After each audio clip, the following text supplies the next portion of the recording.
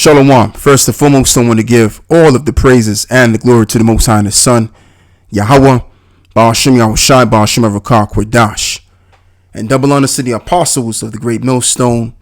And can't forget giving also the salutations towards the Yakim worldwide that's furthering this ministry out of the sincerity of their hearts.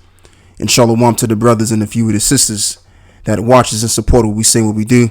It's the brother Laban coming at you in another video. And in this video, I just want to go over a couple of things. And basically touching on the prophecies of what we see happening in other prophecies, which is forth to come, of course. And, right now we're in that time. We're not coming into the time. We're in the time of the end of the world. And, we're about to transition now.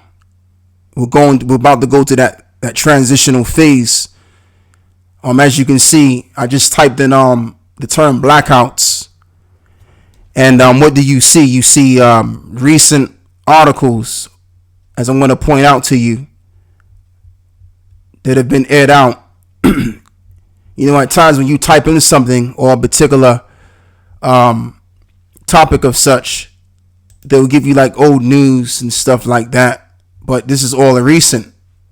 23 hours ago, 2 days ago, 7 hours ago. So anything that involves energy crises or blackouts or potential blackouts, anything to involve blackouts is recent articles. All right. Because, what's about to happen on a global scale is that there will be a global blackout.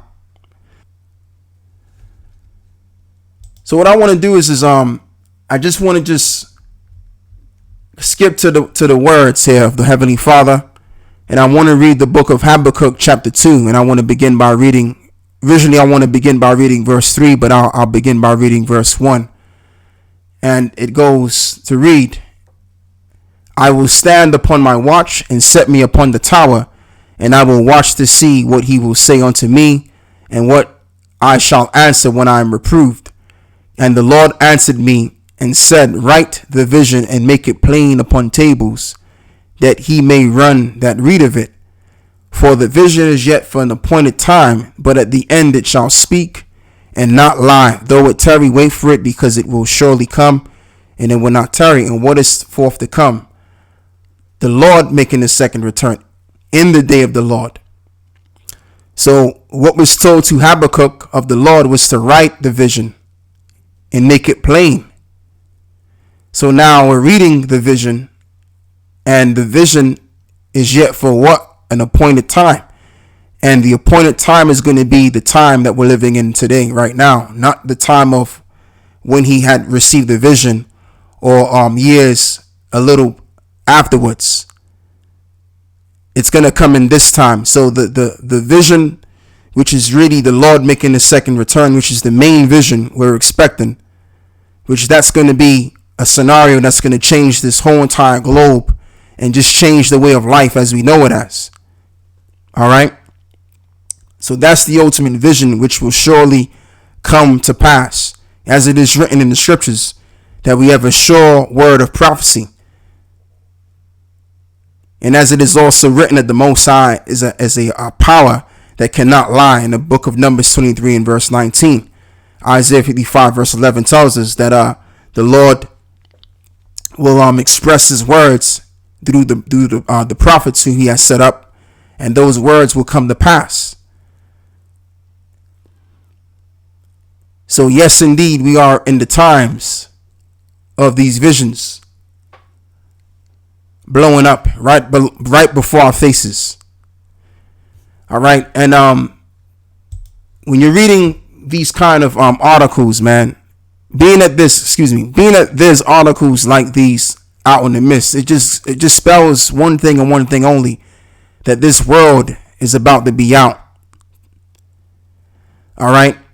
The end is already here. We're not coming into the end. We're not approaching it. We're in the end of this time. We're in the end of this particular empire. And as it reads, and I have to read this. This is Ecclesiastes 7 verse 8. It reads, better is the end of a thing than the beginning thereof, and the patient in spirit is better than the proud in spirit. So there you go.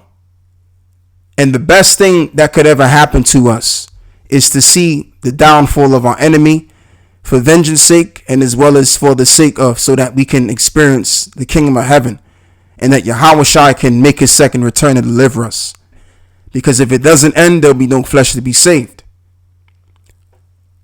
So we're expecting the return of the Messiah and the end of Esau's world. Vehemently, we seek another world to come, which will dwell in righteousness, and the destruction of this one. All right, so let's get back to this right here. I didn't just want to just read the article just then. That's why I skipped it to the scriptures. So let's get into this, shall we? Gas shortage could result in up to 6 million UK households facing blackouts. UK ministers have been warned that as many as 6 million households could face blackouts this winter due to Russian invasion of Ukraine. The government is looking to boost electricity supplies by prolonging the life of the coal and nuclear power stations. Speaking to the Times, a source has said that the government's reasonable worst case scenario, draws up by officials across Whitehall, says widespread gas shortage could occur.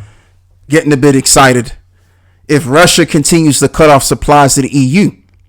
A Whitehall source said, as a responsible government, it is right that we plan for every single extreme scenario. However, unlikely. Britain is well prepared for any supplies disruption. Unlike EU countries, our North Sea gas reserves are being pumped out at the full pelt.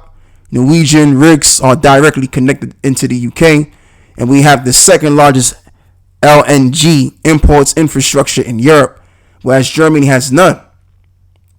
So it goes else as far as to read. However, a minister has suggested that electricity could potentially be rationed for as many as 6 million homes at the beginning of next year, mostly at peak times during the morning and evening. So they're looking to ration the energy. So even though they're saying that they got the gas reserves and is being pumped, as it reads here, out at full pelt, the Norwegian rigs are directly connected to the UK. So even though they're saying this, yet and still they're going to reserve the energy. So that means at a particular point in time, they're going to cut the energy off. So you won't have the privilege to keep your lights on as long as you would like to. All right, that's what's going to happen down here with us, down here in the UK. So this world is out, brothers. Just be aware for the blackouts and many other things that which was what was said at the World Economic Forum to happen sooner or later, this year or next year. And I did check on the live show that the Apostle Tahar did concerning how he sees within 6 months major things are going to happen. That's what I think is going to happen from now on, man. I mean, I think sooner or later, just by the way things are going right now with the media, I believe that sooner or later things are going to take a turn way to the left hand side, and it's not going to end well in this system. This system is on its way out, and we're basically almost approaching that time to physically seeing the downfall of the civilization. Now let's read the book of Peter's, 1 Peter's 4 verse 7. But the end of all things is at hand. Be ye therefore sober and watch unto prayer. And that's what we have to do. We have to watch and as well as pray. That's pretty much it. Be watchful unto prayer. Because at any given moment, a crisis can happen majorly to impact the world so that they can forward their new world order agenda. Who am I talking about? Obviously the elites and all of these different politicians and stuff. All right. So there you go, man. I want to read one last precept. And what I'll do is before I go forward, I just want to look up a couple of words. Which is in the book of Ecclesiastes 7 and 8. I'll begin by looking into a word over here. So let's look up this word, the end in the Hebrew, which is Achah Ra'af. if I'm correct. Akar Ra'ath. Let's look up the root word if I'm right. Or Akar. All right. So the word is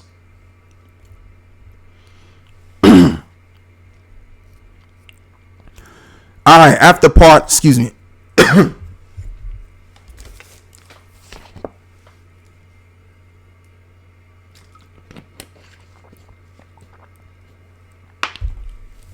Anyway, after part, end, issue, and event, latter time, prophetic for future time, posterity, last, hindermost.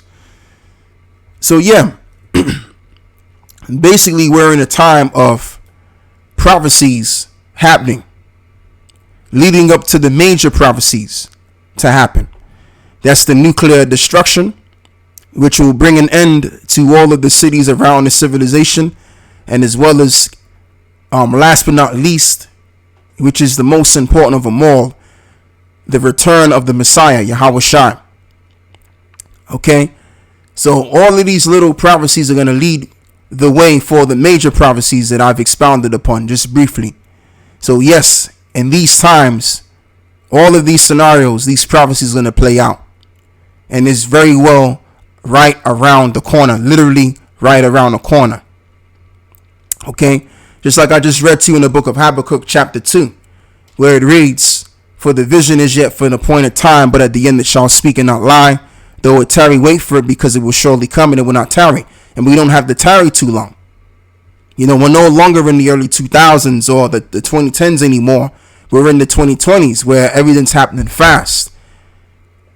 And when things do happen, it's always major.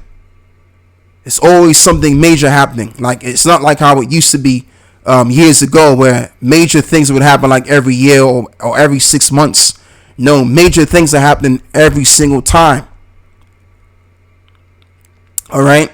And these elites are just making these major moves, bringing about these crazy crises so that they can reach to their end goal. And what is their end goal? Is to MOTB the population and to formulate this totalitarianistic world, such as a one world government. So there you go. So let's get out of here and let's move forward. Let's get the book of 1 Peter 4 and verse 7 once again. But the end of all things is at hand. Be ye therefore sober and watch unto prayer. Let's look up the word end as well as in the Greek. So the word there is Strong's G 5056. Telos, which is end, termination, the limit at which a thing ceaseth to be, always of the end of some act or state, but not of the end of a period of time. The end, the last in any succession or series. They're going off on that eternal, because eternal means no end. That by which a thing is finished, its close, issue, the end to which all things relate, the aim, purpose. And it just reminds me of another precept that I have to bring out, that I must bring out, which is in the book of Job 14 and verse 5, I believe it is. It's either verse 3 or verse 5.